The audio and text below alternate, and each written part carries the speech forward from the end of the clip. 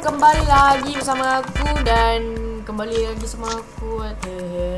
Tapi kali ini aku pakai Java dan hari ini aku nak belajar PvP untuk kalahkan Faiz, si hitam lega. Lepas tu aku cuba pandai PvP sword dengan dah tu je lah sword.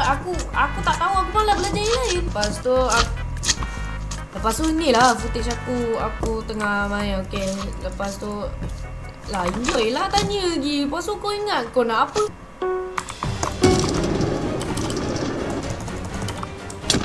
Lag gila dia ni.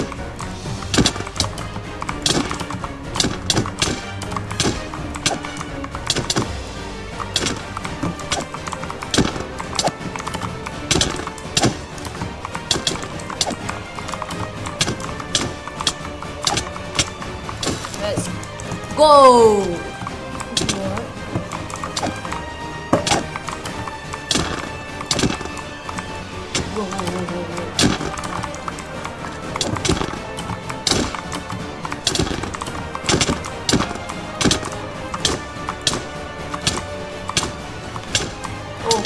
Oh, combo.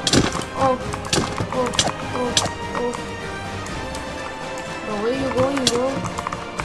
Let's go.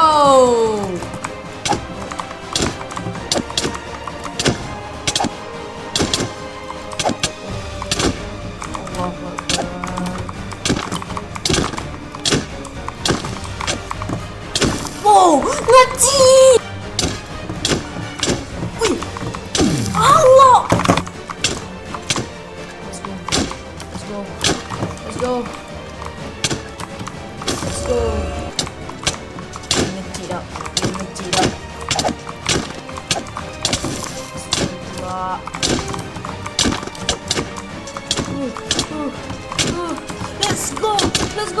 Let's go.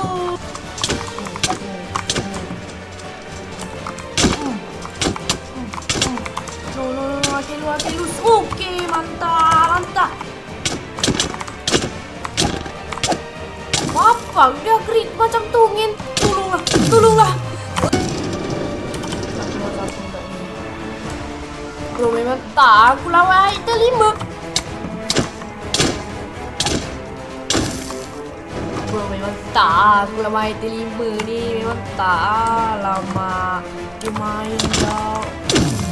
Oh,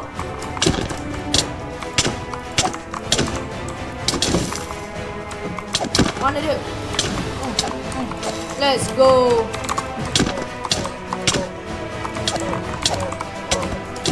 Let's go. GG. Wow.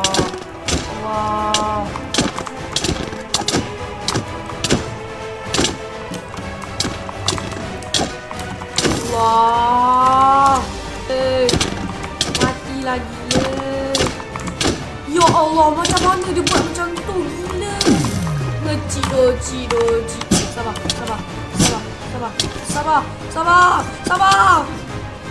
Sabarlah. Pala dia buat teknik apa gila. Allah. Dia dulu dia.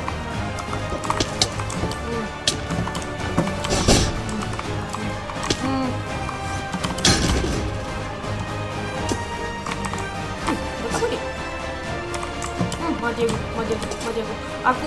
Aku tak tahu aku boleh tolong kat mana. Weh. Super dong ngeci doh, super. Okay, last game lah. Mampus. Mati dah. Penat main, penat gila.